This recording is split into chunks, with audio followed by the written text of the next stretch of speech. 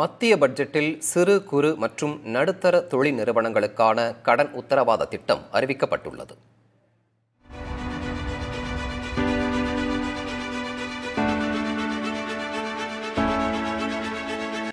மத்திய பட்ஜெட்டில் சிறு குறு மற்றும் நடுத்தர தொழில் நிறுவனங்களுக்கு முக்கியத்துவம் அளிக்கப்பட்டுள்ளதாக மத்திய அரசு தெரிவித்துள்ளது.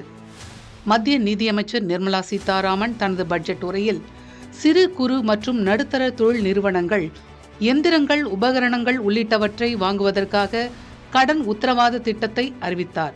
இதன்படி 100 கோடி ரூபாய் வரை கடன் உத்தரவாதம் அளிக்கப்படும் என்றார். மத்திய அரசின் இந்த அறிவிப்புக்கு திருப்பூர் தொழில் நிறுவனங்களின் எதிர்வினை வேறு விதமாக இருக்கிறது. ஏற்கனவே இந்த மாதிரி பல்வேறு அறிவிப்புகள் பேப்பர் அளவில் தான் இருக்குது.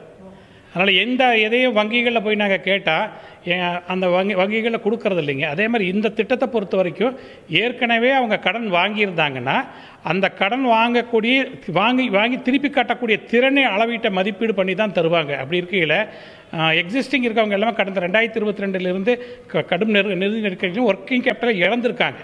அப்படி இருக்கையில் இந்த திட்டம் எத்தனை பேருக்கு பயனளிக்குங்கிறது மிகப்பெரிய கேள்விக்குறி தான். மீண்டெழுவ முடியாத கொரோனா, ஜிஎஸ்டி, அடுத்தது தொழிலோட ரா மெட்டீரியல் மூலப்பொருட்கள் விலையேற்றம், இதெல்லாம் தாங்க முடியாமல் இருக்கும்போது அவங்களால எதுவுமே பண்ண முடியல.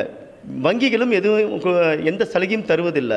இதை நம்ம பல முறை நம்ம எடுத்து வச்சுட்டோம். அதற்கான ஏதாவது திட்டங்கள், சிறப்பு சலுகைகள், மானியங்கள் ஏதாவது வருமா அப்படிங்கிறது தான் நாங்கள் எதிர்பார்த்துட்டு இருந்தோம். அப்படி எந்த ஒரு திட்டமும் இல்லை. இப்போ முத்ராவில் 10 லட்சத்துலேருந்து 20 லட்சம் கொடுக்குறாங்க. சார், வரவேற்கிறோம். நாங்கள் அடுத்தது இப்போ இந்த மாதிரி புதிய தொழிலாளர்களுக்கான விடுதிகள் கட்டுவதற்கு வரவேற்கிறோம். ஆனால் இது எங்களுக்கு இப்போ இந்த தொழில் இருந்தால் தானே தொழிலாளர்கள் வாழ முடியும். மருத்துவ உபகரணங்கள், அலைபேசி உபகரணங்கள், காப்பர், உலோகம், தங்கம், பிளாட்டினம் மற்றும் வெள்ளி ஆகியவற்றுக்கான இறக்குமதி வரி குறைக்கப்பட்டிருப்பது அவை சார்ந்த தொழில்களை மேம்படுத்தும் என்கிறார்கள் தொழில்துறையினர்.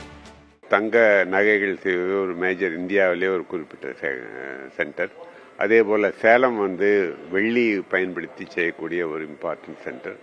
ஆகவே இந்த கஸ்டம் டியூட்டி குறைச்சது ரா மெட்டீரியல் விலை குறைக்கிறதுனால இந்த 2 ஸ்டேட்டுகள், 2 மாநகரங்களுக்கும் பயனுள்ளதாக இருக்கும் அப்படின்னு டெஃபினெட்லி பாசிட்டிவ். மற்ற அனௌன்ஸ்மெண்ட்ஸு லைக்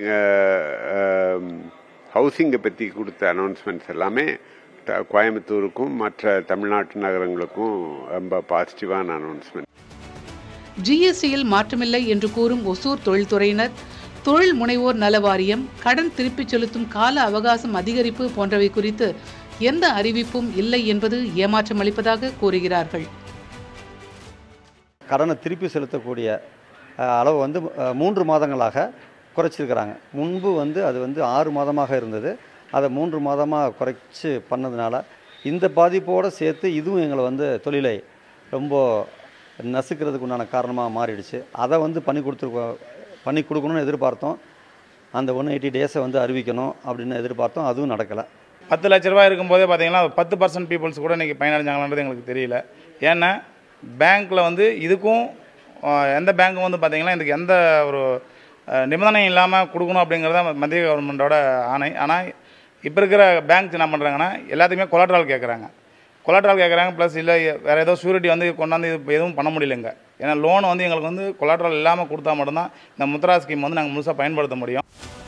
SIDBI வங்கிகளின் எண்ணிக்கையை அதிகரிப்பதோடு 12 புதிய SIDBI வங்கிகள் இந்த ஆண்டில் துவங்கப்படும் என்ற அறிவிப்பு சிறு குறு தொழில்களை மேம்படுத்தும் அறிவிப்பாக உள்ளது என்பது தொழில்துறையினரின் கருத்தாக இருக்கிறது.